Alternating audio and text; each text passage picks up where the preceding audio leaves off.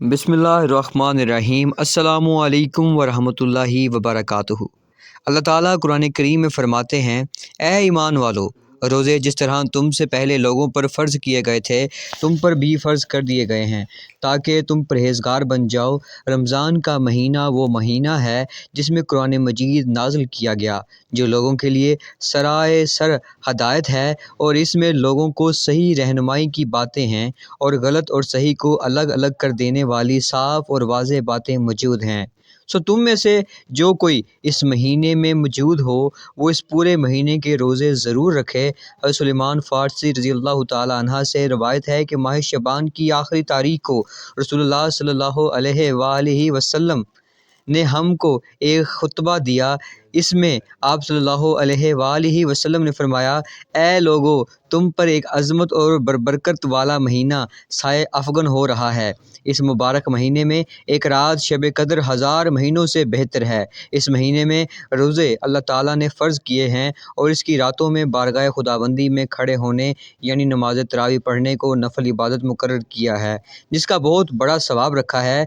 जो शख्स इस महीने में अल्लाह की रज़ा और इसके कुर्ब हासिल करने के लिए कोई गैर फ़र्ज़ इबादत अल्लाह की रज़ा और सवाब हासिल करने के लिए अफ्तार कराए, तो इसके लिए गुनाहों को मग़फ़िरत और आतिश दोज़ख से आज़ादी का ज़रिया होगा, और इसको रोज़ेदार के बराबर सवाब दिया जाएगा, बग़ैर इसके कि रोज़ेदार के सवाब में कमी की जाए। आप सल्लल्लाहु अलैहि वसल्लम से अर्ज़ किया गया कि या रसूलल्लाह सल्लल्लाहु अलैहि वसल्लम, में से हर एक को तो अफ्तार कराने का सामान मुयस्सर नहीं होता, तो क्या गुरबा इस अज़ीम सवाब से महरूम रहेंगे? तो आप सल्लल्लाहु अलैहि वसल्लम ने फरमाया कि अल्लाह ताला ये सवाब इस शख्स को भी देगा जो दूध की थोड़ी सी लस्सी पर या सिर्फ़ पानी ही के एक घूंट पर किसी रोज़ेदार का रोज़ा अफ्तार करा दे। इस शख्स को अल्लाह ताला मेरे हौज़ यानी हौज़े कौसर से ऐसा सैराब करेगा जिसके बाद इसको कभी प्यास नहीं लगेगी, तान के वो जन्नत में पहुंच जाए। इसके बाद आप सल्लल्लाहु अलैहि वसल्लम ने फरमाया, जो आदमी इस महीने में अपने ग़ुलामों खादम के काम में तख़फ़ीफ़ और कमी कर देगा, अल्लाह ताला उसकी मग़फ़िरत फरमा देगा और इसके दोज़ख से रिहाई और आज़ादी दे देगा। हज़ूर अकरम सल्लल्लाहु अलैहि वसल्लम ने इरशाद फरमाया कि रमज़ान के तीसरे अशरे होते हैं। इसका पहला अशरा सराए सर रहमत का है, दरमियाना अशरा नुज़ूल बख्शिश का है, और आखिरी अशरा तो अज़ाब से खलासी के दस्तावेज़ हैं। हज़रत अबू हुरैरा रज़ियल्लाहु ताला अन्हा से रवायत है कि इन्होंने फरमाया कि हुज़ूर सय्यद अव्वलीन व आखरीन रसूल बरहक सल्लल्लाहु अलैहि वसल्लम ने इरशाद फरमाया, जिस शख्स ने रमज़ान के रोज़े रखे हालत ईमान में वो और कैफ़ियत एहतिसाब में है, इसके लिए इसके पहले गुनाह माफ़ कर दिए जाएंगे, और जो शख्स रमज़ान में इबादत में मसरूफ़ रहेगा हालत ईमान में और कैफ़ियत एहतिसाब के साथ, उसकी पिछली कोताहियाँ माफ़ कर दी जाएंगी। और जिस शख्स ने हालत ईमान और कैफ़ियत एहतिसाब के साथ शब कद्र में इबादत किए, उसकी गुज़री कोताहियाँ बख्श दी जाएंगी। रोज़ा एक ऐसी इबादत है जिसके बारे में सरकार दो आलम सल्लल्लाहु अलैहि वसल्लम का इरशाद मुबारक है कि अल्लाह ताला फरमाते हैं कि रोज़ा मेरे लिए है और उसका अजर भी मैं ख़ुद ही देता हूँ।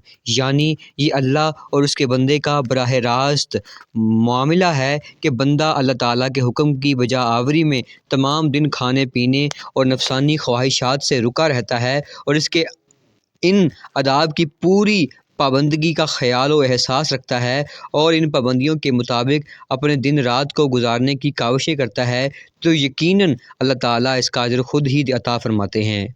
एक और हदीस मुबारक़ा में इरशाद फरमाया, रोज़ा आदमी के लिए ढाल का काम देता है, बशर्ते क्या वो इसे फाड़ न डाले। हज़रत अबू हुरैरा रज़ियल्लाहु ताला अन्हु से है कि जब ये इरशाद फरमाया तो अर्ज़ किया गया, उसे किसी के साथ फाड़ा जा सकता है?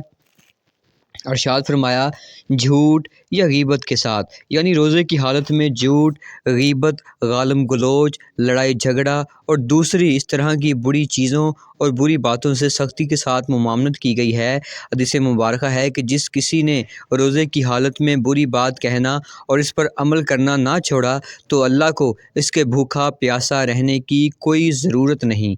अगर कोई रोज़ा दार रोज़ा रखने के बाद में فسق و فجور، لڑائی جھگڑا، گالم گلوچ، فحش گوئی یا دوسری اس طرح کی باتوں سے نہیں رکتا تو یہ اس کا روزہ ہی نہیں بلکہ یہ اس کا فاقہ بن جاتا ہے جس کا اللہ تعالیٰ کے احکام کے ساتھ کوئی تعلق نہیں۔